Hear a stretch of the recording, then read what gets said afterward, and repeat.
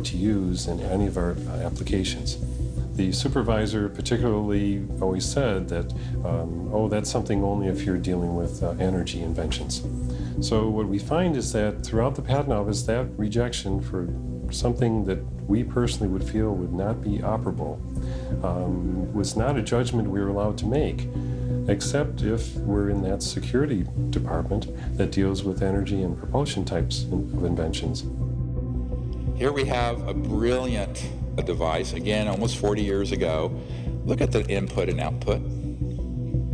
Test it over and over again. 0.3 milliwatts, output 223,000 watts. That's 22.4 kilowatts. That's plenty to run your car, your Tesla motor. Now, continuously output if needed on demand. So this little thing that looks like a cigarette pack, when he died, under mysterious, they said a heart attack, it's all kinds of evidence he was killed. This is real, usable power. It's stable. It is not transient. It is not noise. And it is not any other kind of spurious effect. This is a real effect. It's all coming from that little tiny box sitting behind the 500 watts of power.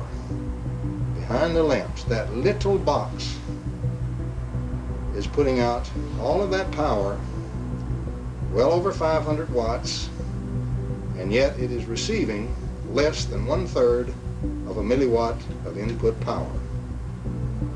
This is April the 30th, 1987, at about 10:30 p.m.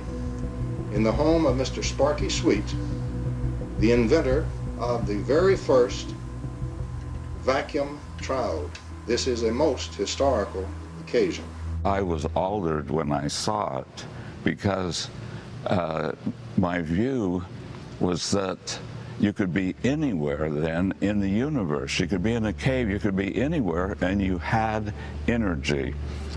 This was overwhelming to think that I could have energy and the whole world could have energy.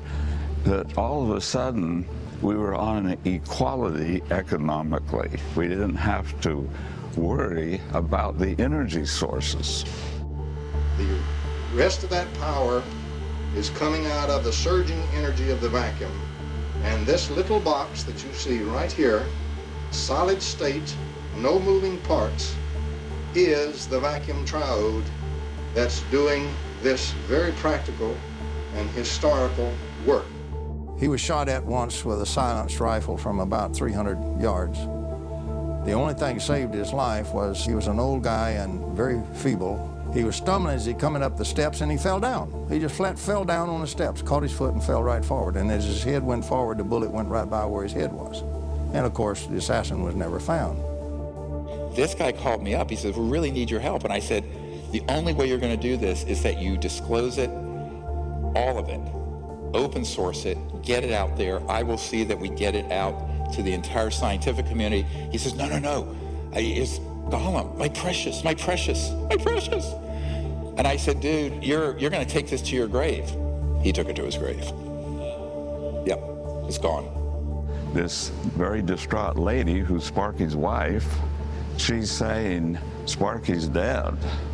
And that she said 2 strange men, she called them strange men, showed up at about 5 o'clock the night before, and they stayed for a little while, and then they left. And Sparky, an hour or 2 later, having a cup of coffee and just killed over onto the floor, called the ambulance, and she was 75 years old. They would not let her in the ambulance. And the ambulance then called her back about 20 minutes later and said, we don't think he's going to make it. And that was the end of that until the next morning when she called my sister-in-law and talked to her and said, there are men here that said they're FBI and they got black vans and they're taking all this equipment. What should I do?